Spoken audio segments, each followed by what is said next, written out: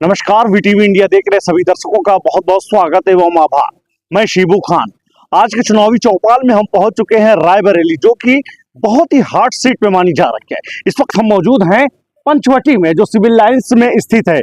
और बताया चले कि भारतीय जनता पार्टी के वर्तमान में यूपी सरकार में मिनिस्टर दिनेश प्रताप सिंह, जो राज्य मंत्री हैं स्वतंत्र प्रभार के रूप में, भारतीय जनता पार्टी की ओर से यहाँ पे प्रत्याशी हैं।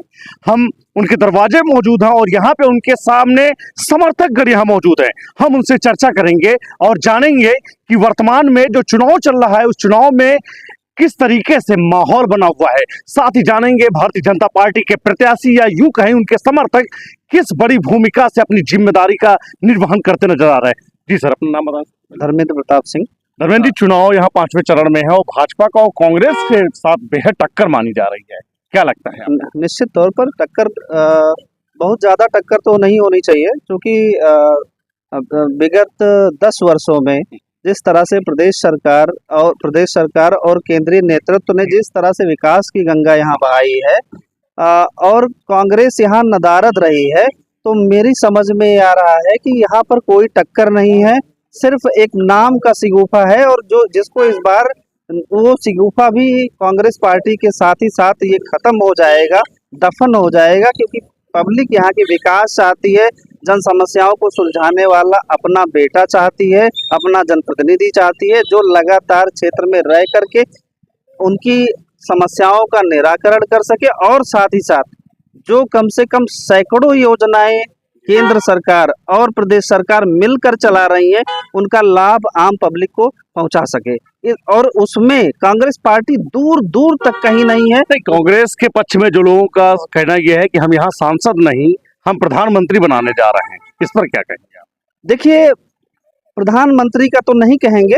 अभी तो वो पहली बात तो ये है कि अभी तो वो यही निश्चित नहीं कर पा रहे हैं कि वो सांसद बन रहे हैं कि नहीं बन रहे हैं। कारण ये है कि पब्लिक के बीच में जो मैंडेट मिल रहा है बीजेपी के पक्ष में, जो वंचित वर्ग है, जो दलित वर्ग है, एक समीकरण को भी आधार बनाकर चले। जो वंचित वर्ग है, जो दलित है, जो पिछड़ा है, उसके लिए इतनी कल्याणकारी योजनाएं, चाहे वो आवास हो, चाहे वो राशन हो, चाहे वो पेंशन हो, चाहे वो डीबीटी के थ्रू पैसा हो, जो भी चीजें हैं आम आदमी को डायरेक्ट ट्रांसफर हो रही हैं, डायरेक्ट उसके खाते में आ रही हैं। ऐसा पहले कभी नहीं हुआ था, ये अभूतपूर्व है। इसलिए पब्लिक को सीधे सीधे समझ में आ रहा है बीजेपी, योगी और मोदी के साथ जो उनका प्रतिनिधि है वही हमारा वास्तविक प्रतिनिधित्व करता है, और वही हमारी समस्याओं का समाधान कर सकता है, वही हमारी प्रदेश और केंद्र सरकार का प्रतिनिधि बनकर के यहाँ विकास की गंगा बहा सकता है। दिनेश प्रताप सिंह यहाँ पे प्रत्याशी के रूप में मैदान में, और वर्तमान में योगी सरकार में मिनिस्टर भी हैं।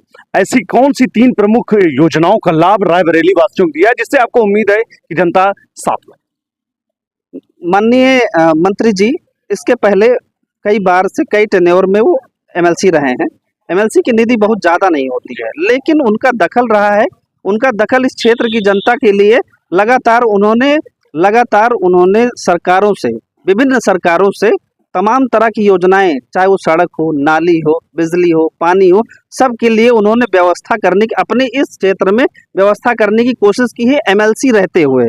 अब बात रही, जब से वो मंत्री पद धारण किए हैं, जब से वो मंत्री बने हैं, तब से 29 मंडी समितियों का निर्माण चल रहा है, और उसी मंडी परिषद से 110 सड़कों का निर्माण उन्होंने किया है, 110 उद्यान पार्क का निर्माण किया है, कृषि महाविद्यालय का निर्माण किया है, तमाम तरह की उनके शैक्षिक संस्थान चल रहे हैं, जो कि इस क्षेत्र और इस क्षेत्र के विकास के लिए रीढ़ की हड्डी का जो काम करते हैं, शिक्षा, रोजगार और जीवन स्तर उठाने का प्रयास कर रहे हैं। एक चीज और, तो आपने सुना किस तरीके से इस युवा नेता ने बताया कि भारतीय जनता पार्टी की योजनाओं का लाभ जनमानस को मिला है। निश्चित तौर से जनता कहीं न कहीं भारतीय जनता पार्टी के साथ में।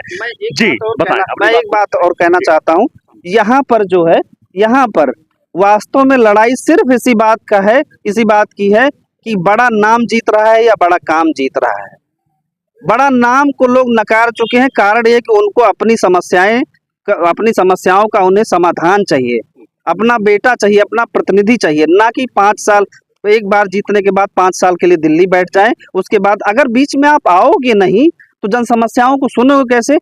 जो एमपी लैड्स आप समझ रहे होंगे, सांसद क्षेत्रीय स्थानीय विकास निधि, एमपी लैड्स का कितना % यूज हुआ है? माननीय सोनिया गांधी ने कितना प्रतिशत यूज किया और किनके लिए किया है, जरा हिसाब दे दें।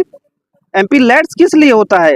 बहुत रेयर केसेस में 25 करोड़ रुपया होता कितना है इतने बड़े क्षेत्र के लिए। लेकिन आप रहते यहाँ, जो उनको बहुत जरूरत थी उनके लिए आप खड़े होते, कम से कम वो आपके साथ खड़े हो जाते। आज इनका इनका नाम लेने वाला कोई नहीं है, सिर्फ नाम का शिगुफा है बस, विकास इनके साथ बिल्कुल नहीं है। तो जिस तरीके से बात सामने आई है कि स्थानीय होना बेहद ही जरूरी है, बहुत बड़ा मुद्दा होता है स्थानीय और बाहरी में। हालांकि गांधी परिवार ये बताता है कि हमारी पूर्वजों से चलती चली आ रही है, लेकिन शायद दौर बदल चुका है, जमाने बदल चुके हैं। बीते चुनाव में राहुल गांधी को अमेठी से हार भी मिल चुकी है। रायबरेली में क्या नया समीकरण दिखेगा, आप ये बताइए कि भारतीय जनता पार्टी का नारा है 400 पार, जी क्या लगता है? 400 पार तो है ही है भैया, 400 पार है। और रायबरेली से अमेठी से ज्यादा बुरी हार यहाँ रायबरेली से हारेंगे। अमेठी से जितनी हार हारे थे उससे ज्यादा हार यहाँ रायबरेली से हारे। 1000 से ऊपर ज्यादा माइनस में जी जाएंगे। जी जी बिल्कुल, क्योंकि उन्होंने कभी किसी काम के लिए यहाँ आए ही नहीं। सांसद हो गए, दिल्ली चले गए, यहाँ आए ही नहीं। लेकिन उनकी कोरोना बहन काल है। प्रियंका गांधी पूरी जिम्मा संभाल रखी हैं। लोगों का मानना यह है कि उनमें इंदिरा गांधी की छवि दिखती है। भैया छवि दिखती है, चलिए ठीक है, किसी के ऊपर किसी की छवि दिखती है, अच्छी बात है, छवि दिखना अच्छी बात है। लेकिन आप यहाँ पर रहकर कार्य तो कीजिए। यहाँ पर जनता किसके पास जाएगी? आप सांसद बनकर दिल्ली चले जाओगे, यहाँ पूर्व विधायक लोग एक टीम जाती है दिल्ली, वहाँ दिल्ली में मुलाकात नहीं होती है उन्हीं के पार्टी के कार्यकर्ताओं से, उन्हीं के लोगों से, तो आम जनता से कैसे मुलाकात होगी? उनके समस्याओं का समीकरण कहाँ समाधान निकलेगा? आप बताइए। हमारा नाम राम सिंह है। तो राम सिंह ने जिस तरीके से बताया कि दिल्ली में बैठना है, क्षेत्र में रहना नहीं है, तमाम ऐसे मुद्दे हैं जो वास्तव में कहीं न कहीं स्थानीय लोगों, खासकर रायबरेली के मतदाताओं में इस बात को लेकर विचार होना भी लाजमी है। और हमारे साथ आप आएंगे जी। हाँ, कांग्रेस पार्टी जहां तक 2014 में कांग्रेस पार्टी को जो वोटिंग परसेंटेज था, निश्चित तौर पर सोनिया गांधी जी यहाँ से विजयी हुई थी और 63% था उनका वोटिंग परसेंटेज, जो जिसको प्राप्त करके उन्होंने विजयश्री का वर्ण किया, विजयश्री हासिल की। वो पर 2014 में जब ये 63% वोट था उनको मिला हुआ था और वो विजयी हुई थी, 2019 में वो घट करके 55% रह गया, यानी जनाधार खिसक रहा है। ये तब हुआ जबकि ये था कि इनके पास ग्लैमर था, ये नाम बड़े थे, इनके पास ये लगता था कि यहाँ ये कुछ कर सकते थे। इस 5 साल में तो ये कहीं दिखे ही नहीं है। इस बार इनका वोटिंग ग्राफ कम से कम 20% नीचे जाएगा और जाना भी चाहिए। कोरोना काल जैसी महामारी। तो आपने सुना कि जिस तरीके से भारतीय जनता पार्टी के युवा नेताओं में एक जोश भरा हुआ है, और सबसे बड़ी बात यह आ रही है कि मोदी काल के 10 साल सब पे भारी पड़ने वाले हैं। ये परिणाम 4 जून को आएंगे तो पता चलेगा कौन किस पे भारी पड़ेगा। कैमरे पर्सन प्रदीप कुमार के साथ VTV इंडिया के लिए शिबू खान, रायबरेली।